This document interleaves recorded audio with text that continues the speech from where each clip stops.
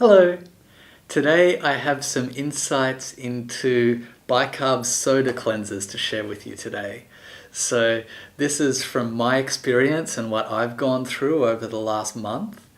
And the process for me started with, I was spending time in Serbia and Italy, and I'd had a little bit of bread in that period, and I don't eat bread or processed sugar. So my body generally says I'm gonna flake skin if I have those things, and that was happening in my feet. And I have an old piglet play meditation injury that was flaking a little bit around the nail as well. So I didn't actually take any action when I noticed the flaking, but then a couple of different people popped up and mentioned bicarb soda.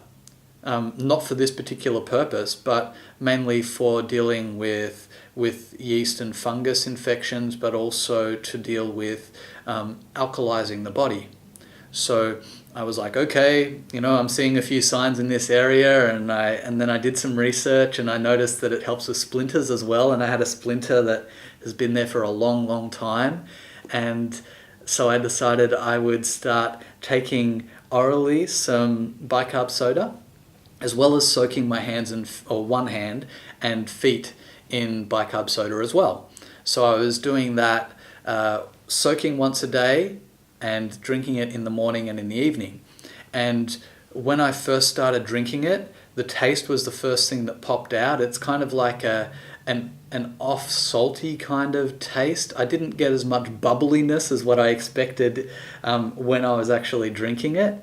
And yeah, it's a hard one to describe for me. It's a little bit sour, but not hugely. It's a pretty benign taste. It's not that one way or another tasting.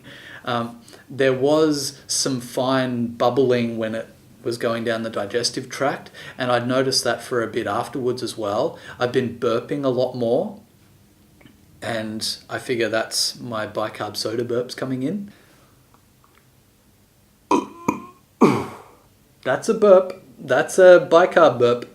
Yes. A bicarb soda burp. And I also noticed that my lungs felt like they were peeling.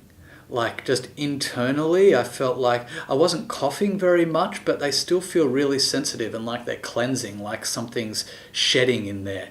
I also noticed that I've had a fair bit of joint pain, especially at first, and I didn't really want to move the joints very much. I wanted to just leave them at first, but then it didn't get any better, and I started to exercise them and massage them, and that feels a lot better. They're still really, really sensitive, and it'll be interesting to see what happens after I've finished with the cleanse, which I finish tomorrow, and see how they reintegrate.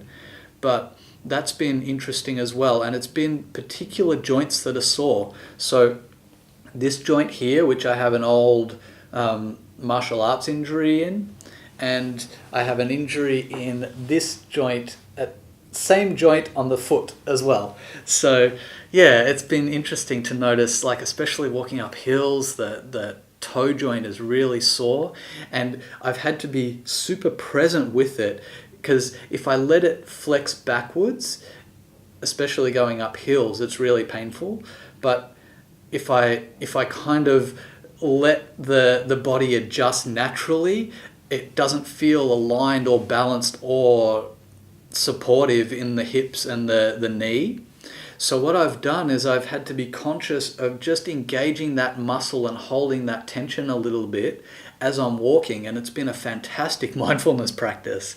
And it's actually quite comfortable to walk in that way, but it takes a lot of presence and a lot of engagement with the moment, because if I forget, then I'm like, oh yeah, back to the moment, back to the feet. So it's been an addition to my mindfulness practice as well, and it'll be interesting to see how that goes long term too.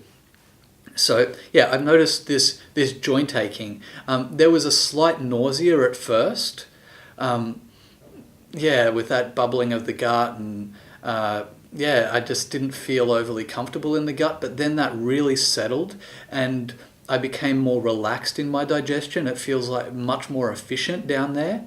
And at the same time, I noticed that I really didn't feel like eating anywhere near having bicarb soda. So if I'd had bicarb soda, I wouldn't be eating for at least half an hour, and I wouldn't feel like having bicarb soda within probably 2 hours of eating.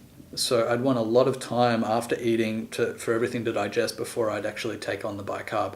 That was just what I felt, and this whole practice is the way I feel it. So yeah, your process is up to you. I'm just sharing what I've seen, and I really, really encourage you to see your doctor if you have any questions or if you're not sure. You know, I'm not a certified doctor, and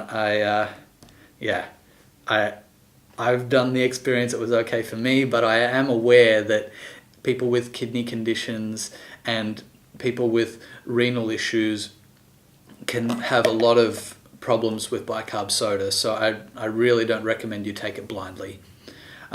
So I also felt a little bit of hunger, like I was intermittent fasting with the bicarb soda, and all in all now I am feeling more vibrant than I was before I started the cleanse, but I also noticed at first I started to get more tiredness. So for the first week or so, I was feeling a bit more flat, a bit more tired, and my body kind of adjusted, and now I'm feeling vibrant and proactive. I have read online that it's not a good idea to do it more than 30 days, so that's why I'm just doing it for a month. And it feels right. It doesn't feel like it's something that my body wants to keep doing, but it's been an interesting cleanse process, and I'm also very much eyes wide open as to what flows out of this, because the shedding of the skin has gone away in the process, but there's other things that I'm interested to monitor, like what the lungs are going to feel like, what the digestion's going to feel like, and what these joints are going to be doing over the next few weeks.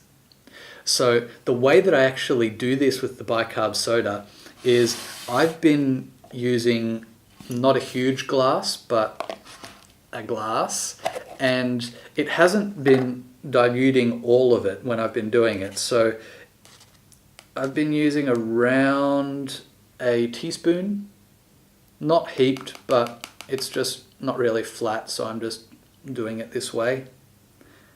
And I like to spread it around. And then I'm putting water into that to dilute it. And give it a bit of a stir.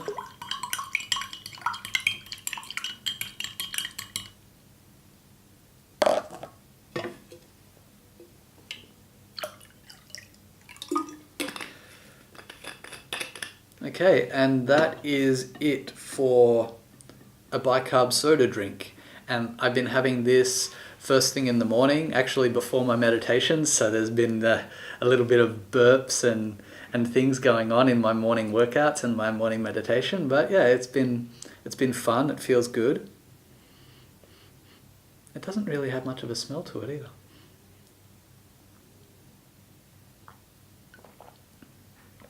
And yeah, that light salty taste, it's like if you could imagine a third of the saltiness of the ocean. That's kind of what it's like. And what I've been doing is drinking it to the bottom, putting some more water in, giving it another stir, and then, yeah, drinking the last little remnants. So that is how you drink bicarb soda. And here we've got a tub of warm water that I'll be soaking my hand in the bicarb soda. And that one is really, really simple. Just 3 teaspoons. I'm a bit more generous with these teaspoons.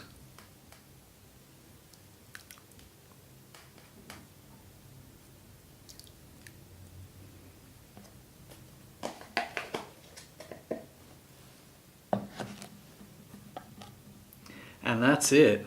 Just soaking my hand in there for about 10, sometimes 15 minutes. And yeah, the splinter came straight out, no problems. So the bicarb soda experience is as simple as that.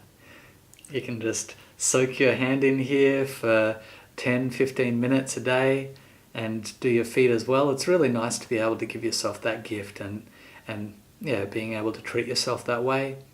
Remember, no more than 30 days, and please check with your doctor to be sure, because some people don't react well to it. If you get any kind of allergic reaction to it, please stop. It's not that urgent. So let me know how your process goes. Hope you have a fantastic day, and thank you for joining us here. Ciao. Pumice, pumice, pumice, stone, pumice, pumice, pumice. Self-care is awesome.